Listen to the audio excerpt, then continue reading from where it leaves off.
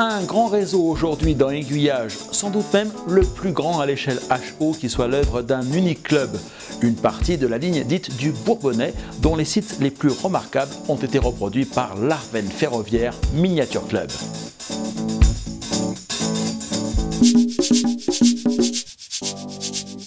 Nous sommes dans la banlieue sud de Clermont-Ferrand où le réseau a été monté pour quelques jours, le temps d'une exposition à Pérignat-les-Sarlièvres. Mais le club est basé à Chamalières, sur les hauteurs de la capitale auvergnate. Dans leurs locaux, les membres de l'association n'ont pas le loisir de pouvoir installer le réseau, et pour cause. Ses dimensions sont impressionnantes, 20 mètres par 14. La maquette suit dans ses grandes lignes le tracé du parcours représenté.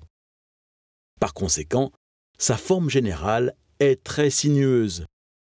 Le visiteur peut faire le tour du réseau, mais aussi entrer à l'intérieur où il trouvera les deux extrémités du circuit. Le site industriel de Gerzat, encore en cours de travaux car il s'agit de la toute dernière prolongation du réseau, et la gare de Vichy, avec leur boucle de retournement.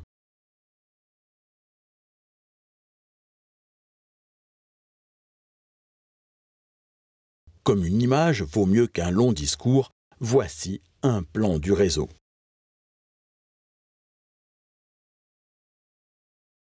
Celui-ci est constitué de pas moins de 67 modules hors boucle de retournement.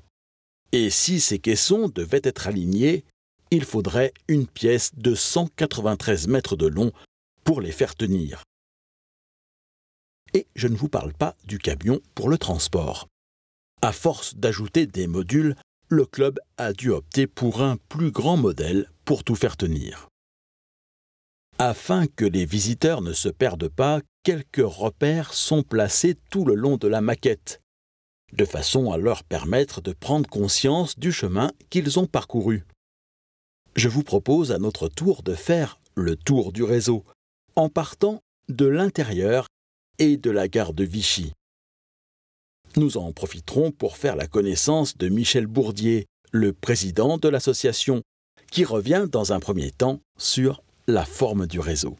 Il a une forme un peu artistique, on dirait. C'est vrai que quand on le met à l'envers, on aurait dit que ça faisait un dragon un peu, vous voyez. Donc, ce qu'on a voulu suivre, c'est la ligne un peu sur les calendriers PTT, vous savez. On suit la ligne de chemin de fer, un peu avec ce trait noir.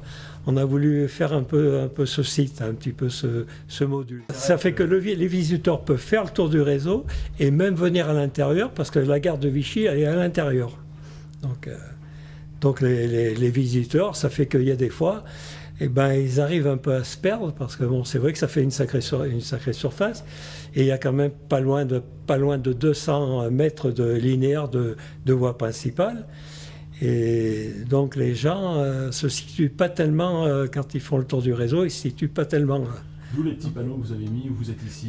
Voilà, on a mis des petits panneaux, on a fait la forme du réseau, et puis on a marqué « vous êtes ici ». Donc ça permet aux gens de se situer par rapport au circuit. Et puis, je ne veux pas dire de se perdre, parce que on ne va pas se perdre sur 200 mètres carrés. Hein. Mais quand même, les gens, ils arrivent à confondre et ils pensent qu'il y ait plusieurs circuits. Et pourtant, il n'y en a qu'un seul.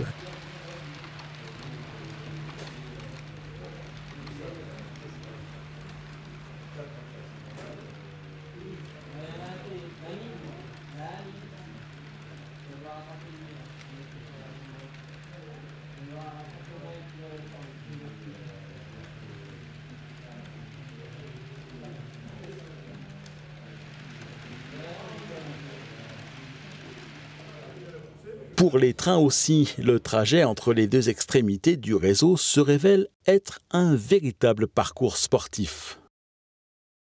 Quand ils partent par exemple de la raquette de retournement côté Gerzat et Périon, et qu'il arrive à la raquette de retournement Vichy, direction après Saint-Germain-des-Fossés, le train, disons le convoi, sans arrêt, il met entre 9 et 15 minutes. Ça dépend du convoi. Donc avant qu'il arrive à son départ. 9 à 15 minutes en fonction du convoi, et sans compter d'éventuels arrêts imposée par le système de cantonnement qui assure la sécurité des circulations des trains ou les arrêts en gare qui sont nombreuses sur le parcours. Ouais, ben, il y a Vichy, il y a Riom, et puis après il y a toutes les gares intermédiaires, hein, donc Gerzat, vous avez Enza, vous avez Surat, vous avez Turé, Randan, Autrive, avant d'arriver donc à Vichy.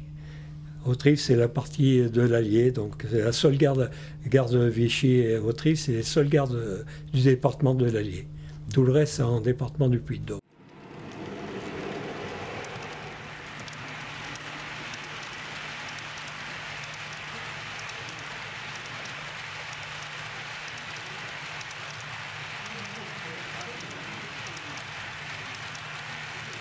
Est-ce que les modélistes de l'Arvennes Ferroviaire Miniature Club en resteront là de l'extension de leur réseau? En fait, rien n'est moins sûr. Oui, il se développe, hein, parce que tous les ans, là, bon, on en fait un peu plus, il y a quelques modules supplémentaires. Bon, mais là, je pense qu'il a atteint un peu son degré de maturité.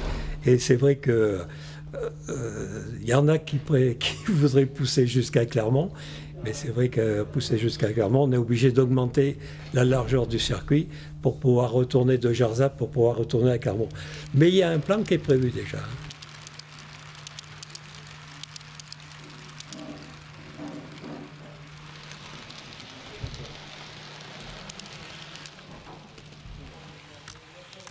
Le club a été créé en 1987 et a commencé à construire ses premiers modules en 1989. Il compte aujourd'hui une petite trentaine de membres. La ligne du Bourbonnais n'est pas son seul réseau puisqu'il en a réalisé également un autre à l'échelle N de 8 mètres par 5. Décidément, les modélistes auvergnats ont besoin de place pour s'exprimer.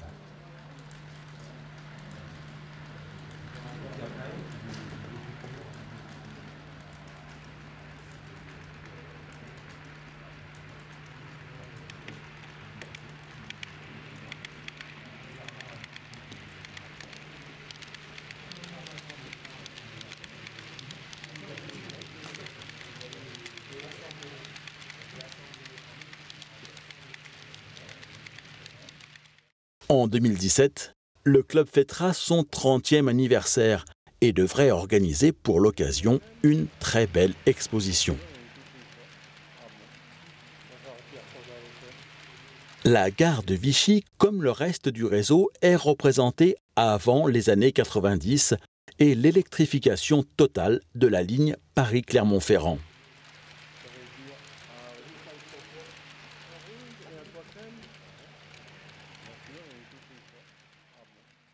Peu d'ouvrages d'art remarquables ont été nécessaires pour la construction de la ligne du Bourbonnais.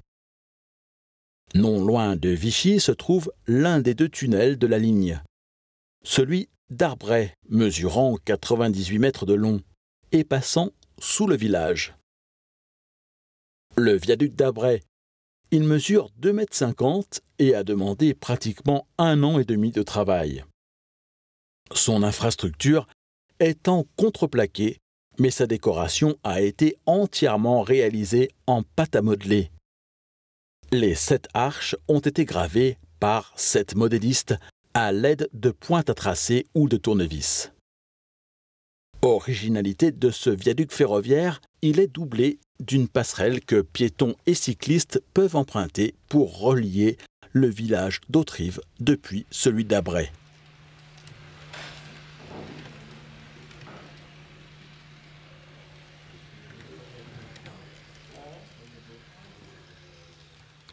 Autrive, sa gare et son nightclub, qui a dû remémorer pas mal de souvenirs à certains modélistes au point d'avoir choisi de le reproduire sur le réseau.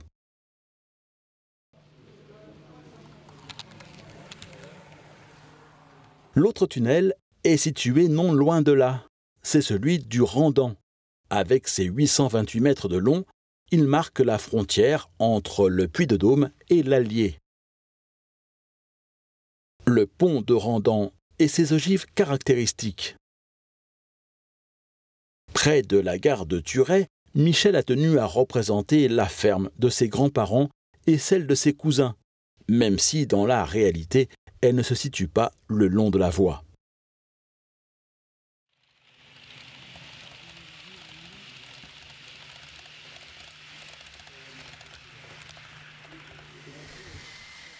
Villeneuve-les-Serres, une commune connue pour ses nombreux pigeonniers.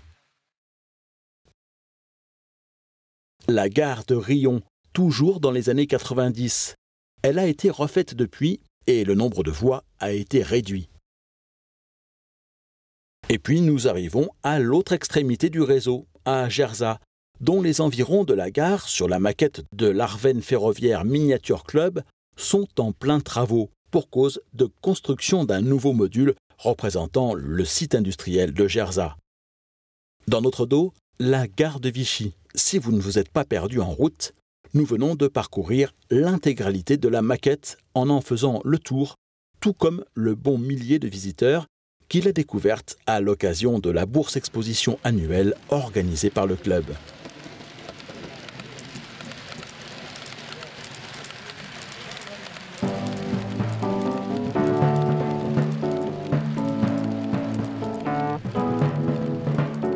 La semaine prochaine dans Aiguillage, l'avancée des travaux à Mini World de Lyon.